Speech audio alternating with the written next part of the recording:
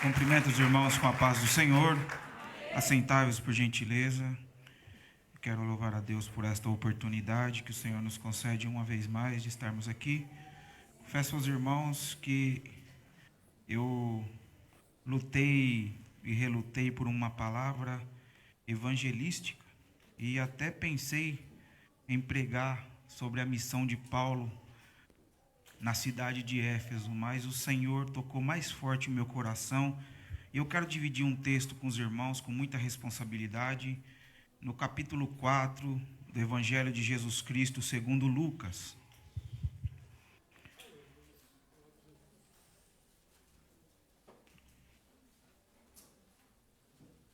Capítulo 4, Evangelho de Jesus Cristo segundo Lucas. O texto vai dizer assim: E Jesus, cheio do Espírito Santo, voltou ao Jordão e foi levado pelo Espírito ao deserto, onde enfrentou as tentações do diabo por 40 dias. Durante todos os dias não comeu nada e ao fim deste período estava faminto.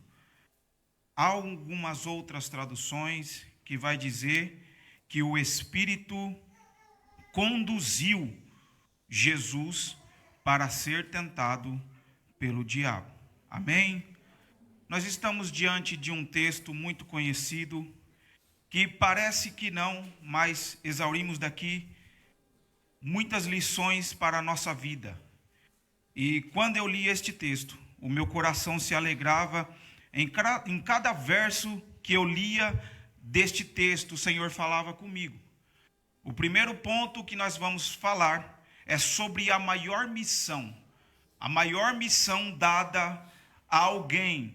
O próprio Deus agora vai confiar esta missão a seu filho. E é interessante que antes de entrarmos no capítulo proposto da leitura, nós precisamos entender algo que está acontecendo aqui. Primeiro que João agora vai batizar Jesus ali no Jordão. Quando Jesus é batizado, acontece algo extraordinário. Aquele batismo já não era um batismo comum como fora com os outros. E é necessário eu falar que o batismo de Jesus era um batismo para dar uma evidência do que teríamos que cumprir.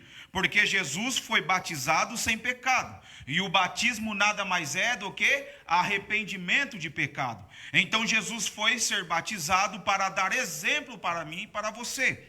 Quando Jesus desce para ser batizado, logo após João imergir ele na água, acontece ali o fenômeno. Qual é o fenômeno? A Bíblia vai fazer menção que o Espírito Santo de Deus desce de forma corpórea como de uma pomba. A segunda verdade que o texto traz para nós é que houve uma voz no céu dizendo: Este é o meu filho amado, a quem eu me comprazo. Pastor Miqueias, por que você está dizendo sobre isso?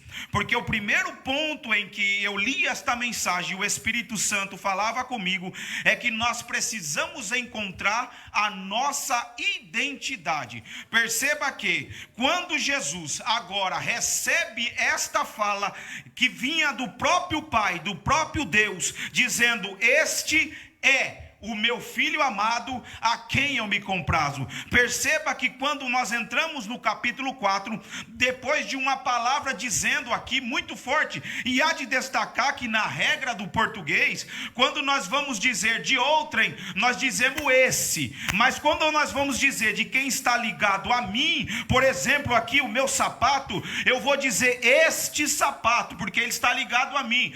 Então perceba que o próprio Deus, quando vai dizer a voz do céu ecoando para aqueles que estavam ali em testemunho, o próprio Deus vai dizer: Este é, ou seja, este que está embaixo, é o meu filho amado, está ligado a mim, a quem eu me comprazo. Então daqui já possamos entender que não há qualquer um que estava ali naquele ambiente. Mas olha só que lindo aqui o texto começa a dizer para nós, que o Espírito Santo vai conduzir Jesus para ser tentado pelo diabo.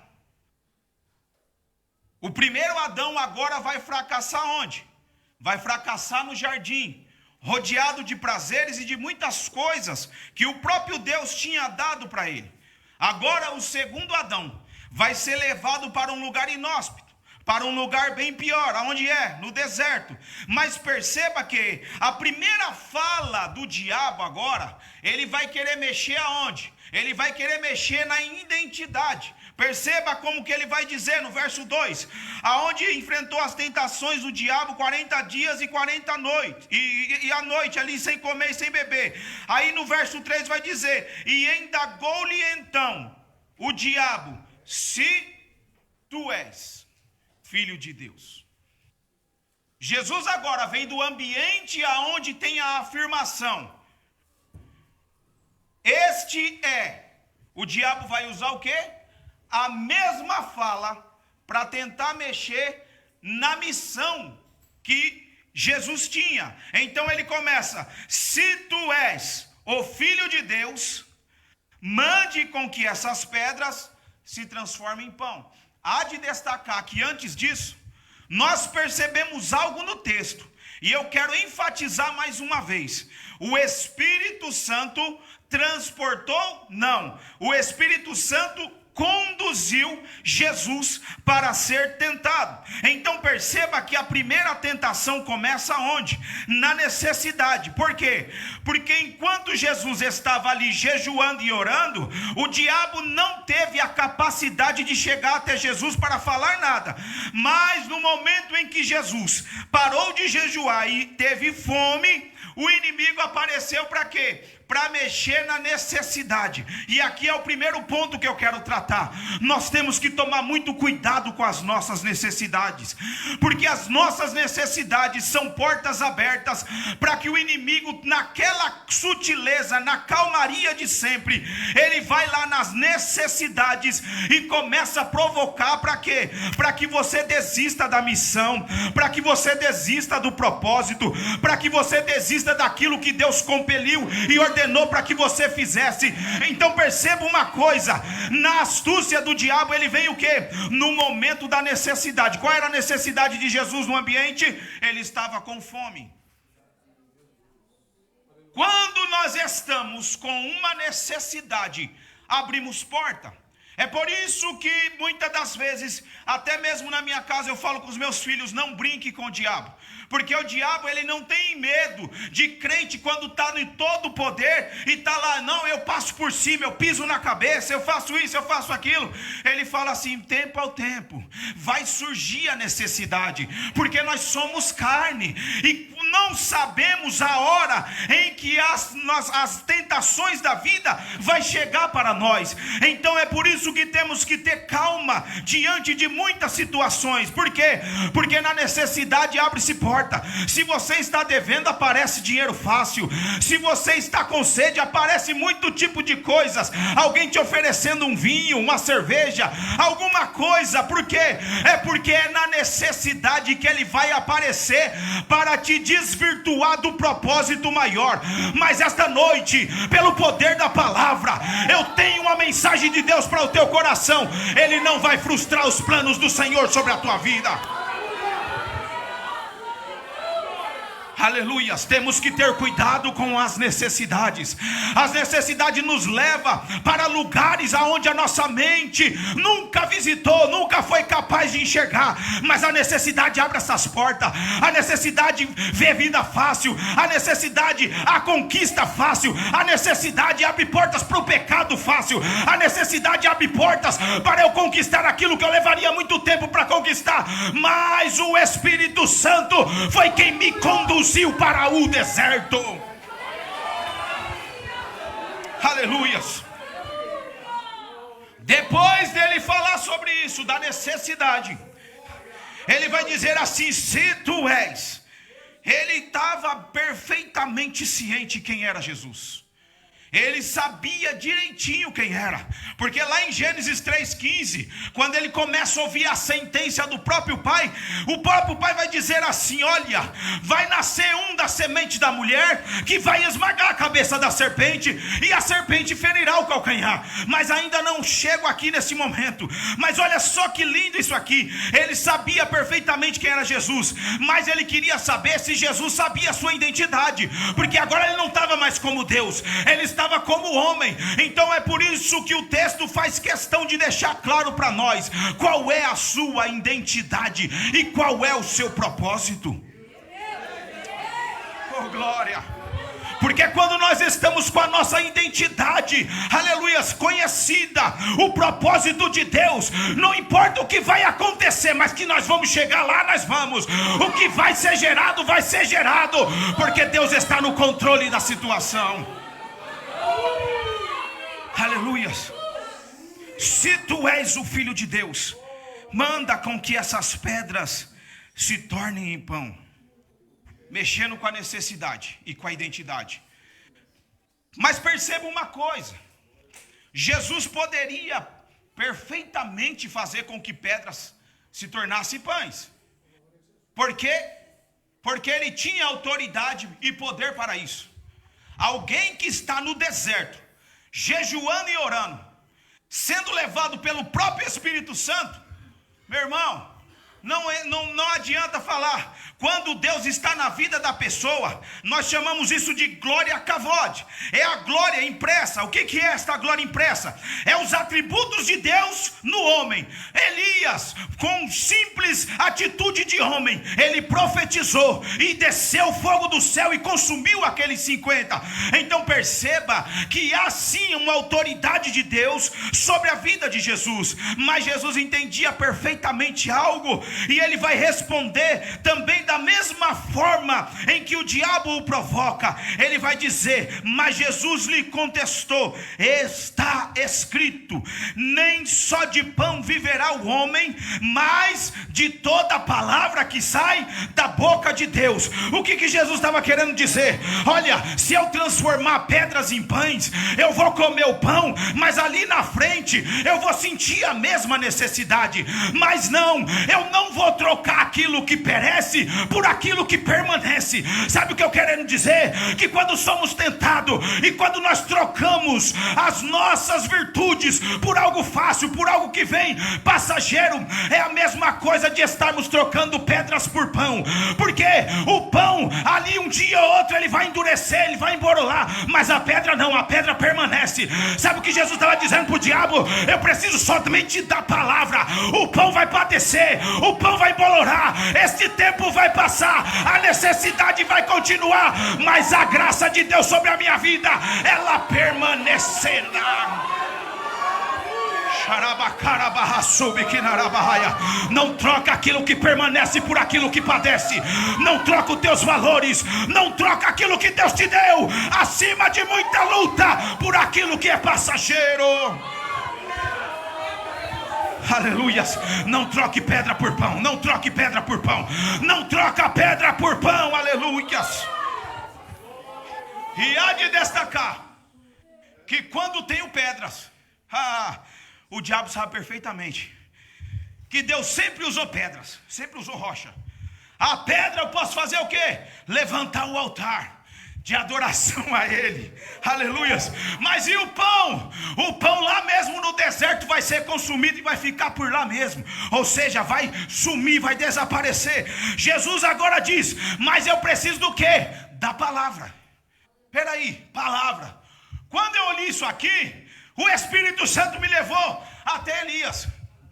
Elias sai da caverna e sendo alimentado por corvos, comendo do melhor da terra. Aí Deus fala assim para ele: sai, vai para Sarepta, que eu ordenei uma viúva para que te sustente. Quando Elias chega lá, ele não encontrou os palácios aqui de Lisboa, os grandes empreendimentos. Ele não encontrou o melhor cenário. Não, o cenário era do quê? De escassez. O que tinha lá? Sequidão. E o que mais? E a viúva? Ela tinha o quê? Um pouquinho de farinha, um pouquinho de azeite, que não dava mal para ela. Será que Deus errou? Não. Elias entendeu perfeitamente. Pode fazer. Por quê?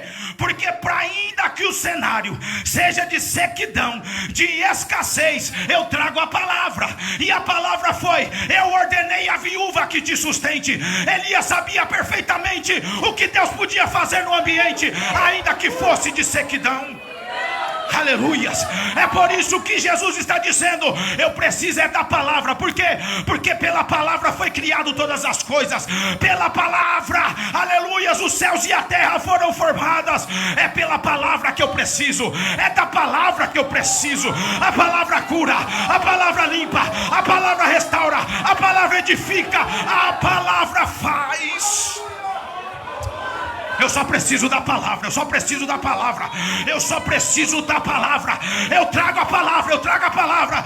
É pela palavra que você vai ser curado esta noite. É pela palavra que as portas vão se abrir.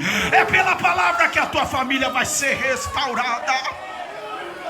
Eu trago a palavra, eu trago a palavra, eu trago a palavra.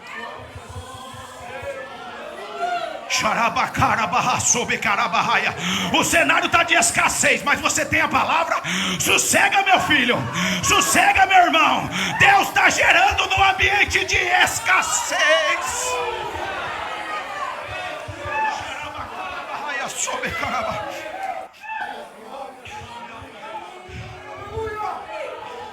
Não é o ambiente que dá a última palavra, não é o momento que dá a última palavra. A palavra vem dele, a palavra vem dele. Aleluia. Talvez você veio aqui com um sentimento de desistência, mas Deus está dizendo: a última palavra é minha. E eu dei a palavra de vitória. Eu dei a palavra de vitória para você. Aleluia. Aleluia. Acompanhe comigo na sua Bíblia agora. Verso 5. Leia comigo. Olha o que o texto diz. Então o diabo transportou. Quando eu li isso aqui, peraí, tem alguma coisa aqui. Jesus conduziu. Pega isso. O diabo transportou.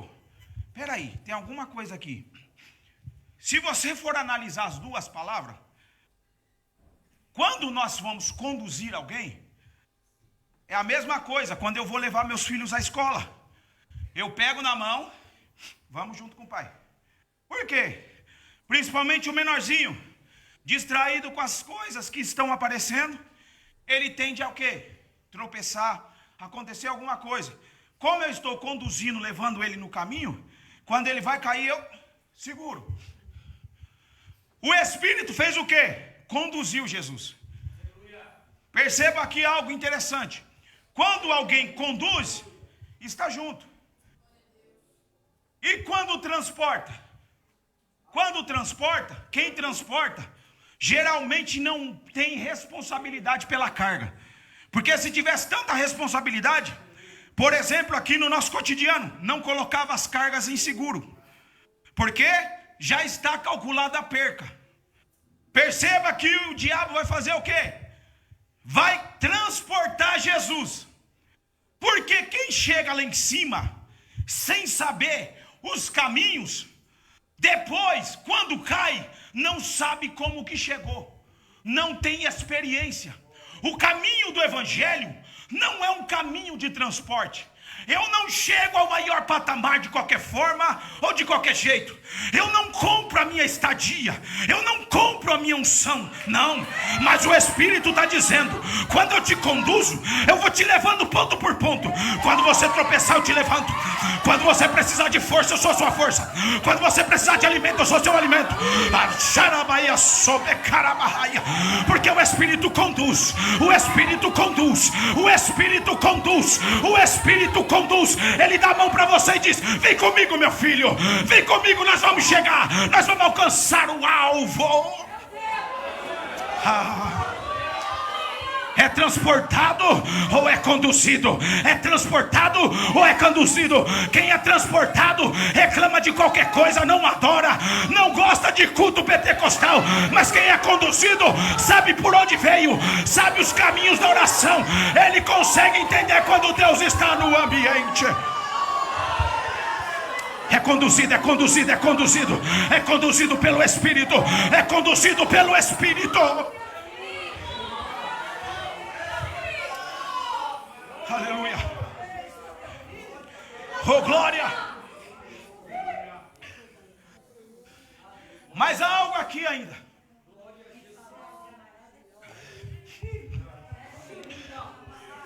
Perceba aí no texto. Eu quero que você acompanhe comigo. Seja bereanos. Oh, glória.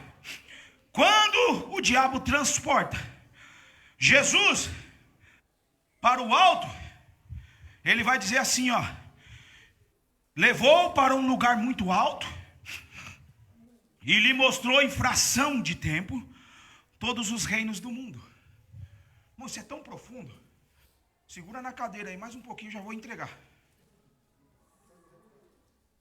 Ele mostrou todos os reinos. Perceba uma coisa, Gênesis 3,15, a queda do homem. Quando o homem pecou, Deus apareceu na viração do dia como de costume. O homem, sabendo que Deus ia estar lá, ele pega e se esconde atrás do madeiro. Deus o pergunta: por que estás escondido? Ele fala: porque eu estou nu. Aí Deus vai emitir a sentença. Quando Deus emite a sentença, ele fala assim: o homem agora vai ter que trabalhar. E perceba uma coisa: o que o diabo está oferecendo para Jesus? Se você me adorar, esses reinos são teus. Isso aqui entra em um conflito. Porque quando Deus cria o homem, o texto traz para nós a revelação, muito obrigado, meu irmão, de que Deus o coroa, Adão, de autoridade. Adão era uma autoridade sobre a terra. Ele dava nome aos animais. Ele cuidava de tudo. Ele era, como diz aí, o manda-chuva. A autoridade todinha da terra estava na mão dele. Aí, olha só, o diabo, ele não conquistou lá em cima, no reino dos céus, o que ele desejava dominar. Deus o mandou. Mas a autoridade, a coroa de autoridade foi dada para quem? Para Adão. Quando o diabo faz essa indagação para Jesus, dizendo assim: eis-o te darei, se prostrado me adorares. Isso aqui é tão interessante, porque ele já sabia o que estava para acontecer. Quando Adão peca e Deus emite a sentença, lá no Gênesis, a partir do verso 15 em diante, depois os irmãos leem em casa, o texto faz menção para nós que quando Deus amaldiçoa a serpente e dá a sentença para o homem, a terra começa a produzir o quê? Espinhos e abrolhos. Este domínio que estava na mão de Adão, passou agora para quem? Para o governo do diabo. Como assim, pastor Miquel? Sim, porque agora pelo pecado, a terra produziu o quê? Espinhos e abrolhos. Ou seja, ervas venenosas, situações. A natureza reconheceu a troca de autoridade. A autoridade agora já não estava mais na mão de Adão, mas sim do diabo. E é como se o diabo tocasse trombeta e falasse assim: a autoridade está sobre mim. A coroa que eu não consegui lá, eu consegui aqui. Os espinhos representam maldição do pecado. Os espinhos representam maldição do pecado. Todas as vezes que nós vemos espinho na Bíblia, ele sempre está relacionado a maldição e pecado. Perceba algo aqui. Quando o diabo oferece isso para Jesus, ele está querendo dizer assim: olha, se você me adorar, eu vou dar todos esses reinos para você, porque me deram. Quem deu? Foi Deus? Não. Quem deu para ele, quem cedeu, foi Adão. Porém, olha só que João 3,16 vai dizer: porque Deus amou o mundo de tal maneira que deu seu Filho unigênito, para que todo aquele que nele crê não pereça, mas tenha vida eterna. O diabo já sabia o que estava para vir. Ele sabia que era uma questão de tempo e ele iria perder o domínio. Mas ele tentou fazer o quê? Ele tentou persuadir por poderes, por riqueza, por palácios. Ele mostrou os 3 tempos de reinos para Jesus, para mostrar: olha como se tornará, olha como é hoje, olha como estará daqui um tempo, olha como ficará. Mas ele não sabia que a missão de Jesus poderia não estar externada na sua face, mas o coração ele estava dizendo: eu vim tão somente para cumprir aquilo que meu Pai me ordenou. Então olha só o que ele vai dizer: somente a Deus adorará e somente a ele servirá. Quando ele está dizendo isso aqui, aleluias, aguenta aí, você já vai entender isso aqui. Isso é muito profundo. Aleluias. O diabo percebeu que não conseguiu comprar Jesus falando isso aqui. E Jesus o combate o quê? As 2 vezes mencionando o quê? As escrituras. Isso aqui é tão profundo. Por quê? Porque o tempo se passou. Aleluias. Jesus agora vai para o caminho do Gólgota. Meu irmão, Jesus chega no Gólgota e Jesus é surrado, é humilhado, é cuspido de todas as formas. E nós hoje mesmo, nós observamos aqui os filmes, as histórias sobre a crucificação e sentimos com pesar as dores que o nosso Cristo enfrentou. Mas há algo aqui, Mateus fala isso muito lindo, que o soldado vai lá no rosário e confecciona uma coroa de espinho. Perceba que na crucificação não era comum, ninguém jamais fora crucificado com coroa de espinho. E por que esse soldado está confeccionando uma coroa de espinho? O diabo sabia perfeitamente no que ia dar. Então perceba, por causa do pecado surgiu espinhos e abrolhos, e a autoridade foi para onde? Para a cabeça do diabo. É por isso que ele falava: eu dou para quem eu quero, eu faço o que eu quero. Ele ofereceu para Jesus, sem entender que o propósito de Jesus era o Gólgota, era o Calvário. Quando o soldado pega aquela coroa e coloca na fronte de Jesus, ali simbolizava o quê? Troca de domínio. Ou seja, até aqui o domínio era do pecado, o domínio era do diabo, mas agora a coroa está na cabeça do verdadeiro dono do mundo, do Rei dos Reis e Senhor dos Senhores. A coroa não é símbolo de tristeza, a coroa é símbolo de resgate, a coroa é o símbolo da redenção. É por isso que nós estamos aqui.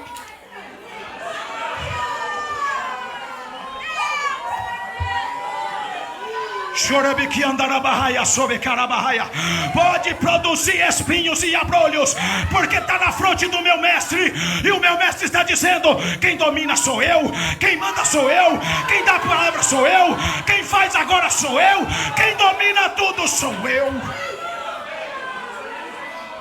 Aleluia.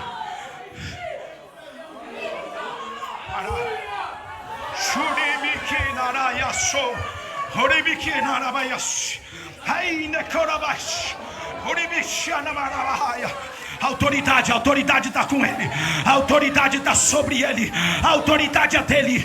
É por isso que João vai dizer: não há nenhum outro nome acima do céu e nem na terra como o nome de Jesus, como o nome de Jesus, como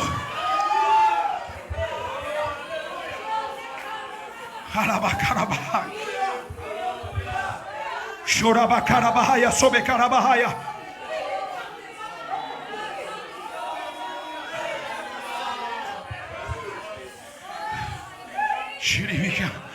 E eu tenho uma notícia para te dizer. Ele está aqui, ele está aqui.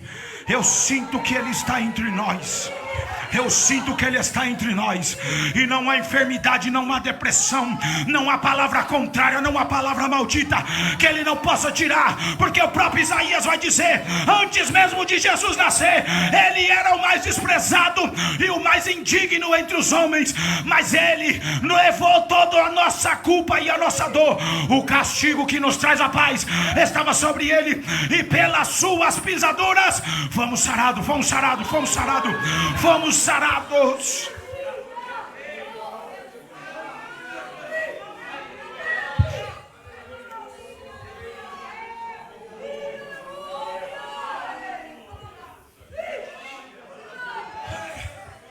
Preciso encerrar.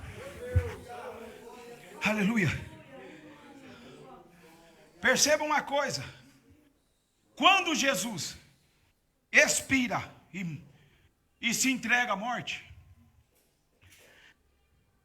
a coroa que estava na cabeça agora troca de domínio, troca de autoridade. Vai acontecer algo muito lindo aqui. Por quê? A natureza novamente se revela. Porque ela se revelou com espinhos e abrolhos. E agora ela se revelou de outra forma. O sol escureceu. Mas o que acontece? Tinha um lugar reservado somente para quem? Para sacerdote. O véu do templo agora rasga. E Jesus está dizendo assim: está vendo aí, ó, aquilo que você tirou do Éden? A minha missão era trazer de volta. Está entendendo? Então o que eu quero dizer com isso? Não há mais separação. Está vendo esse véu aqui? Simbolizava o quê? Não era todos que podiam entrar, mas ele nos deu acesso. Quando o véu rasgou, era ele dizendo: aleluias, a maldição que eu coloquei sobre mim é para que te desse acesso novamente ao Pai. Aleluias. Mas para encerrar a última, percebe isso aqui?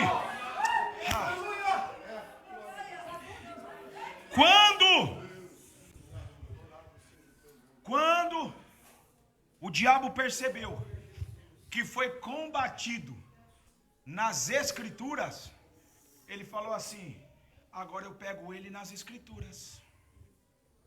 Porque uma coisa é nós falarmos que lê, outra coisa é como o salmista diz: a tua palavra guardei no meu coração, para não pecar contra ti. Aí olha só o que o diabo vai dizer. Verso 9: em seguida o diabo levou Jesus, transportou e colocou sobre a parte mais alta do templo e desafiou. Mexeu na identidade: se tu és o Filho de Deus, lança-te daqui abaixo. Irmãos, pastor, o senhor me permite fazer algo aqui com muito respeito? Preciso descortinar algo com os irmãos. Tem irmão que confunde tentação com provação. Aí tem muita gente que diz aí: Deus não dá a prova que eu não possa suportar. Não, Deus não dá a tentação. Provação ele dá. Paulo mesmo dá essa revelação em Coríntios: eu fui provado além das minhas forças, além daquilo que eu podia suportar. Então tentação não é provação. Aí, olha só por que eu estou falando isso. Porque o diabo agora vai falar assim, ó, para Jesus. Levou ele, colocou na parte mais alta, no pináculo, 34 metros de altura. Imagina só, baixinho, né? 34 metros. E fala para Jesus assim: se tu és o Filho de Deus, lança-te daqui para baixo. Tem muita gente querendo tentar Deus, usando o próprio nome de Deus. Por que eu estou falando isso?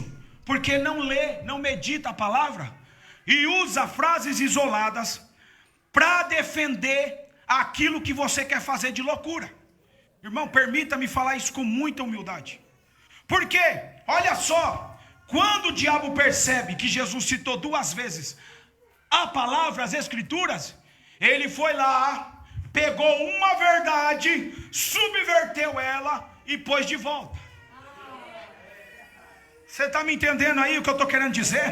Paulo disse: vai se andar no meio de vós lobos devoradores. Cuidado com palavra muito agradável, palavra que não converte, palavra que não muda a vida, palavra que não muda o intelecto. Romanos capítulo 12: seja transformado pela renovação da vossa mente.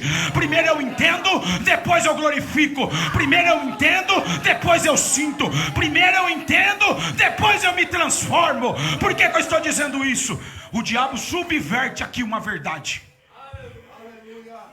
E esta verdade que ele está subvertendo, Salmo 91, conhecido de todos nós, olha só o que ele vai dizer. Aleluias, glórias ao nome do Senhor. Meu Deus do céu, se tu és o filho de Deus, lança-te daqui abaixo, pois está escrito: aos seus anjos ordenará e dá ordem ao teu respeito para que te guardem. Meu irmão, quer dizer, eu estou vendo que não dá, eu estou vendo que o negócio não vai dar certo, mas aí eu estou falando: não, em nome de Jesus vai. Não vai, não vai.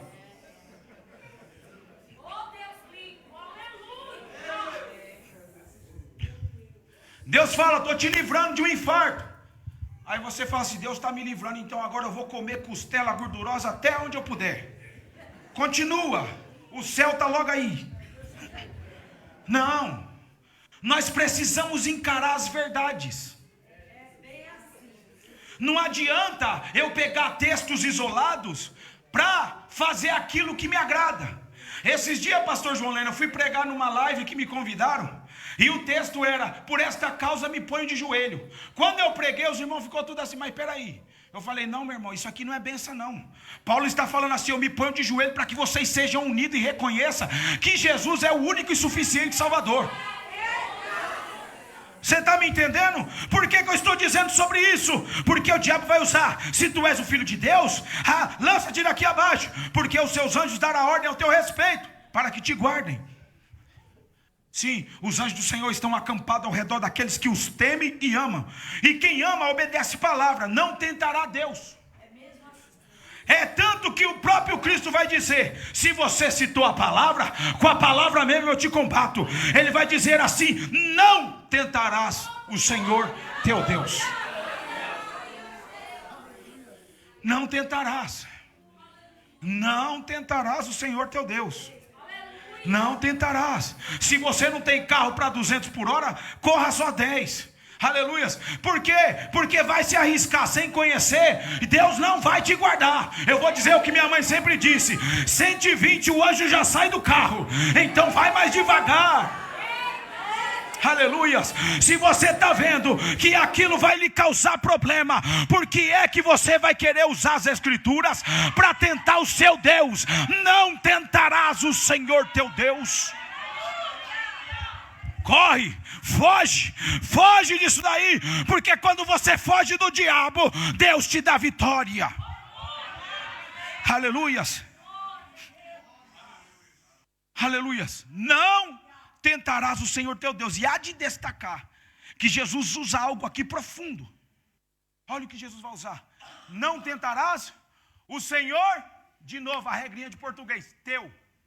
Se fosse seu ou nosso, Jesus está dizendo assim: não tentarás quem? Eu sei quem eu sou, eu sei a minha identidade, eu sei o que eu vim fazer aqui, eu sei a minha missão. Está entendendo? O que aconteceu logo em seguida disso aqui? O diabo se ausentou-se. E que quando o diabo se ausentou, o que aconteceu? As necessidades de Jesus, o texto vai dizer que os anjos desceram para o servir. Ou seja, eu preciso do pão do céu. Aleluias. Você sabe por que o diabo te tenta todos os dias? É porque ele sabe do propósito que Deus fez com você. Ele sabe o que Deus tem para fazer através da tua vida. E nas tentações da vida, ele tenta subverter a palavra, colocar oportunidade no teu caminho. Mas Deus me trouxe hoje aqui para te dizer: você não vai trocar pedra por pão. Você não vai trocar pedra por pão, porque o propósito é maior do que a necessidade. O propósito é maior do que a necessidade. O propósito é maior do que a necessidade. Tem propósito aí sendo gerado. Tem propósito aí sendo gerado. Quanto mais aperta, mais você sabe, Deus está comigo. Quanto mais aperta, mais eu entendo. O propósito é grande. Por quê? Porque eu estou sendo apertado, espremido, mas eu estou glorificando, eu estou adorando, eu estou... O propósito é maior do que a tentação. O propósito é maior do que esse deserto. O propósito é maior do que isso que você está enfrentando. Aleluias. Deus te colocou no caminho do aperfeiçoamento. Aleluias. Fechei a Bíblia.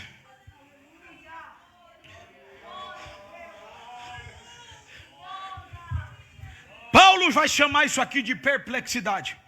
O que é perplexidade? Confusão na mente. É o diabo todos os dias que você levanta, sussurra na sua mente: você não é filho de Deus? Olha o tanto que você trabalha. Deus não falou que tinha algo com você, mas olha o que você está enfrentando todo dia aí, ó. Olha aí, olha as assolações, olha o tanto de gente te oprimindo. A tua família te liga e somente, em vez de te apoiar, somente te discrimina. Fala que você é maluco. Fala o que você está fazendo aí. Todos os dias nós levantamos sendo caça dele. As oportunidades sendo colocadas no nosso caminho. Mas o propósito é maior. O propósito é maior. O propósito é maior. O propósito é maior. Sabe por que Deus te trouxe aqui esta noite? Para te dar uma injeção de ânimo e para te dizer: o propósito que eu tenho para você é maior. Aleluia. Ainda que nada faça sentido, continua com a minha palavra. Continua com a minha palavra. Continua com a minha palavra. A minha palavra vai te curar na hora certa. A minha palavra vai abrir porta que você precisa. A minha palavra vai te colocar em cenários aonde você nunca imaginou chegar. E isso aqui não é palavra de triunfalismo, não. É porque quem segue propósito, os anjos servem. Quem segue propósito, os anjos acompanham. Quem segue propósito, os anjos faz. Quem segue a propósito, a bênção alcança. Quem segue propósito encontra a vitória. Põe assim em pé em nome de Jesus. Aleluias. Quem segue propósito não morre na praia. Quem segue propósito, aleluias, por mais que enfrente escassez, mas tem a palavra de autoridade de Deus. Aleluias. Eu quero te fazer um convite nesta noite. Você que ainda não entregou sua vida para este Jesus, que pegou a coroa de espinho, colocou na sua cabeça dizendo: o domínio é meu, a tua vida é minha, eu ordeno todas as coisas. Eu te convido a vir aqui à frente em nome de Jesus. Você quer receber Jesus como seu único e suficiente Salvador? Esse Jesus que morreu na cruz, que deu um novo símbolo, uma nova autoridade para mim e para você, e tem um novo propósito. E não só esse convite eu quero fazer. Você que veio aqui com um sentimento de desistência, com o sentimento de que nada mais ia acontecer para a tua vida, é como se você dissesse assim: Deus, não há mais nenhuma novidade para mim. Sabe o que eu quero trazer com esta mensagem? Deus está dizendo: você está no caminho do propósito. Eu quero te convidar aqui à frente em nome de Jesus. É a oportunidade que Deus está te dando de você continuar sendo fortalecido pelo Espírito que conduz, não o Espírito que transporta. Evangelho não é fácil, mas quando o Espírito conduz, nós chegamos nos lugares mais excelentes, porque é o Espírito quem conduz. Aleluia. Tem alguém para Jesus aqui esta noite? Oh glórias. Tem alguém para Jesus aqui esta noite? Oh glórias. Eu quero fazer mais uma vez este convite. Há alguém para Jesus aqui? Aleluias. Alguém necessita de oração aqui? Em nome de Jesus, vem, aproveita. Eu sinto a autoridade de Deus aqui para impor as mãos. E aleluias, eu sei que Deus está no ambiente. Aleluia, será noite de testemunho, noite de cura.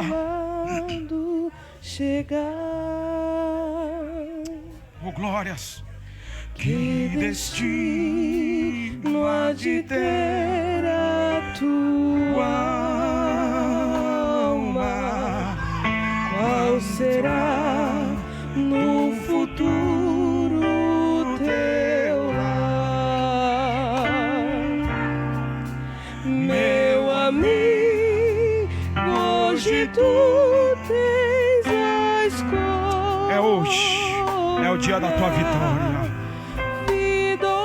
É hoje o dia da tua vitória. É hoje o dia da tua vitória. Oh glória.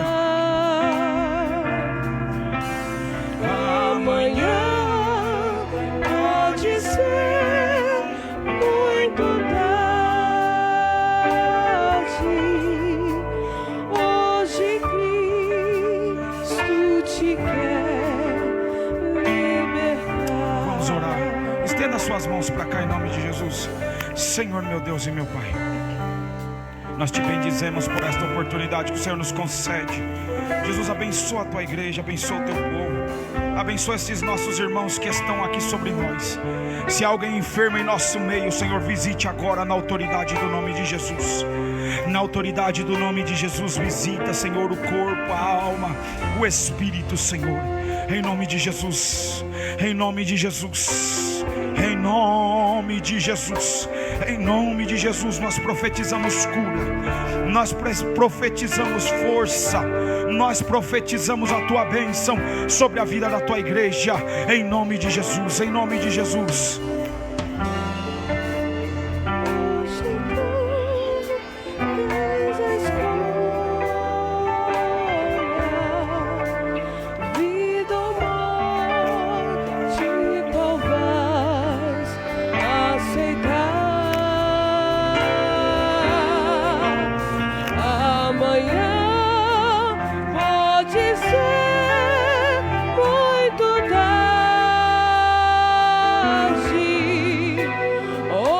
Cristo.